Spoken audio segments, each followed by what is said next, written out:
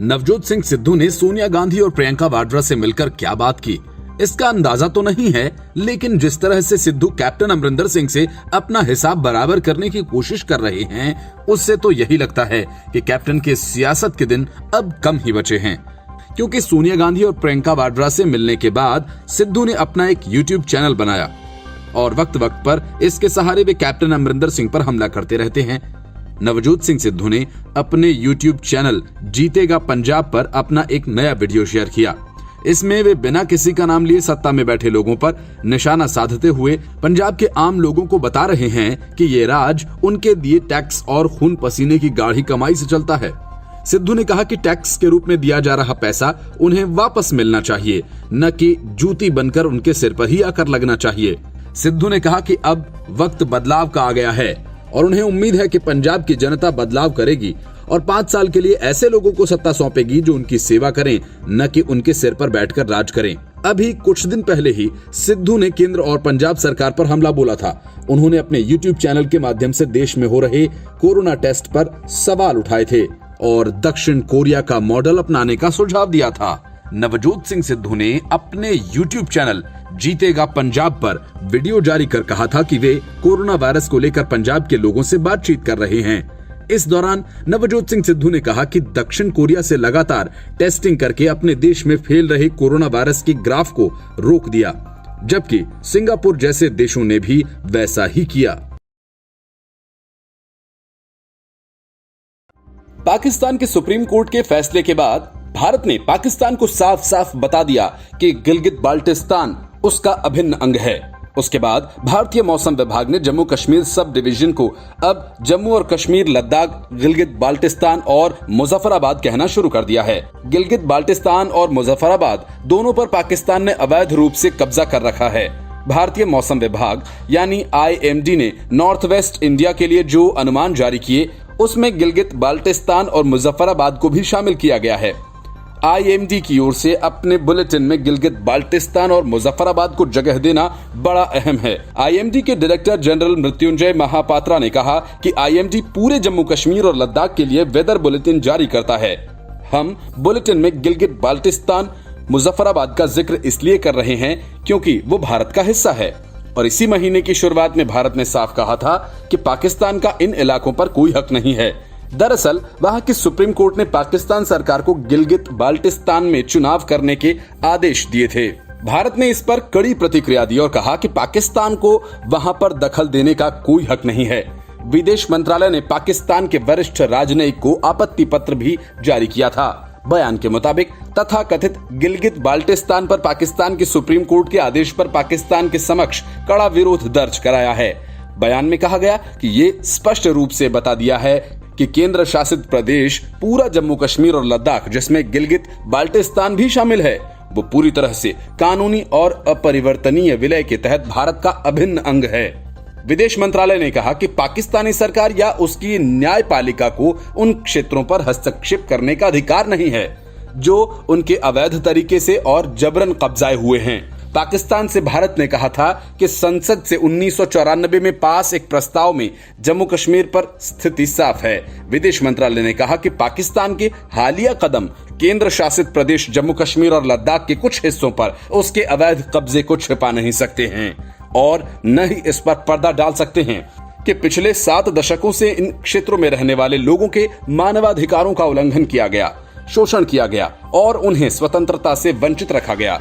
जम्मू एवं कश्मीर और लद्दाख के अलग केंद्र शासित प्रदेश बनने के बाद भारत सरकार ने जो नया मानचित्र जारी किया, उसमें पाकिस्तानी कब्जे वाले कश्मीर के हिस्सों को कश्मीर क्षेत्र में दर्शाया गया था। इसमें POK के 3 जिलों मुजफ्फराबाद, पंच और मीरपुर को शामिल किया गया था। अमेरिका और कई बड़े यूरोपीय देश चीन से बेहद नाराज हैं। वजह कोरोना है। सब अपनी बात खुलकर कह भी रहे हैं, लेकिन बिना कुछ बोले PM मोदी ने चीन का हिसाब करना शुरू कर दिया है।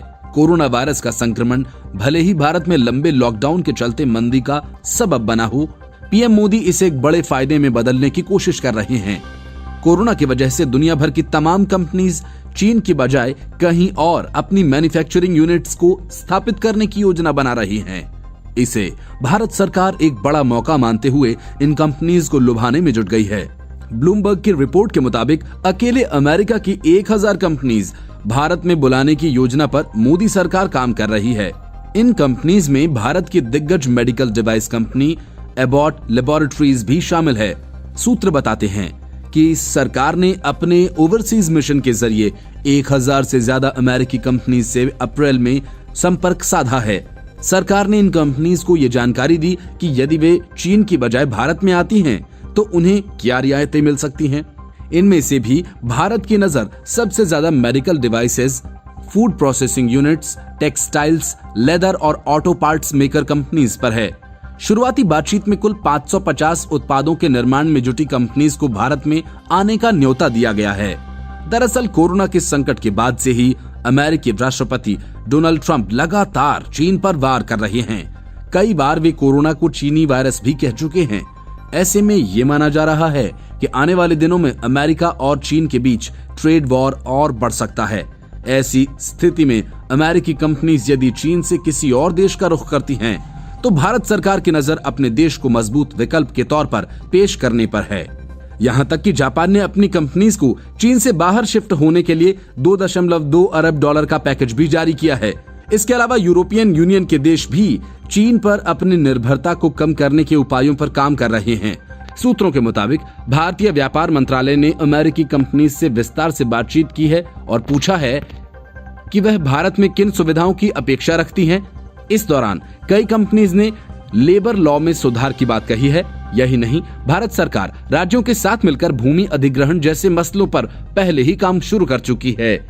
हाल ही में ब्लूमबर्ग की ही एक रिपोर्ट में कहा गया था कि सरकार विदेशों से आने वाली कंपनीज को लग्जमबर्ग से भी 2 गुनी जमीन देने को तैयार है। कोरोना पर सियासत करके ममता बनर्जी ने केंद्र सरकार और राज्यपाल से काफी अदावत मोल ली। कोरोना के मामले छिपाए, आंकड़े छिपाए और सारी गलतियों का ठीकरा केंद्र सरकार पर फोड़ा। लेकिन पश्चिम बंगाल की जनता में ममता बनर्जी के इस रवैये को लेकर गलत संदेश जाने लगा। पिछले कई महीनों से चुनाव की तैयारियों में जुटी ममता बनर्जी को पार्टी के नेताओं ने ये बताया कि अब सारा का सारा किया धरा कोरोना पर गलत सियासत की वजह से बेकार हो गया और पार्टी फिर वहीं पहुंच गई जहां वो लोकसभा चुनावों के दौरान थी। इसलिए अगर कोरोना से बिगड़ते हालात काबू में नहीं किए गए तो पार्टी की लुटिया डूब जाएगी। पार्टी के नेताओं के साथ ये बात प्रशांत किशोर ने भी ममता बनर्जी को समझाई। ममता बनर्जी को जैसे ही इस बात का एहसास हुआ कि वो गलत पिच पर बैटिंग कर रही हैं, तो उन्होंने तुरंत मैदान बदलने का फैसला किया। सत्ताधारी पार्टी टीएमसी ने प्रदेश में कोविड-19 को लेकर अपनी रणनीति पर फिर से काम करना शुरू कर दिया है। सबके लिए पार्टी ने न सिर्फ राज्य में कोरोना टेस्टिंग की संख्या को बड़े स्तर पर बढ़ाने का फैसला किया, बल्कि लॉकडाउन के नियमों में भी काफी सख्ती लाई गई। इसके अलावा कोरोना वायरस से मौतों पर ऑडिट समिति के क्षेत्राधिकार में बदलाव लाया गया। राज्य के अधिकारियों के अनुसार पश्चिम बंगाल में अब रोजाना 2500 परीक्षण हो रहे हैं और अब तक 25,116 नमूनों की जांच हो चुकी है। सूत्र बताते हैं कि पार्टी की रणनीति में ये बदलाव अगले साल प्रदेश में होने वाले विधानसभा चुनावों के मद्देनजर आया। पार्टी नहीं चाहती कि कोरोना के खिलाफ जंग के मामले में मतदाताओं के बीच प्रदेश सरकार की नकारात्मक छवि बने और उसे आगामी विधानसभा चुनावों में इसका खामियाजा भुगतना पड़े। तृणमूल कांग्रेस के एक वरिष्ठ नेता ने बताया कि जिला स्तर से आने वाली रिपोर्ट्स हैरान करने वाली हैं। लोग कोरोना संकट को लेकर प्रदेश सरकार के कुप्रबंधन से काफी परेशान हैं। उन्होंने बताया कि कोविड-19 के प्रबंधन को लेकर लगातार पश्चिम बंगाल सरकार पर सवाल उठ रहे हैं। इस दौरान केंद्र सरकार की लगातार आलोचना को सुनने वाला कोई नहीं है। उन्होंने बताया कि राज्य सरकार पर जमीनी स्तर से दबाव बढ़ रहा है।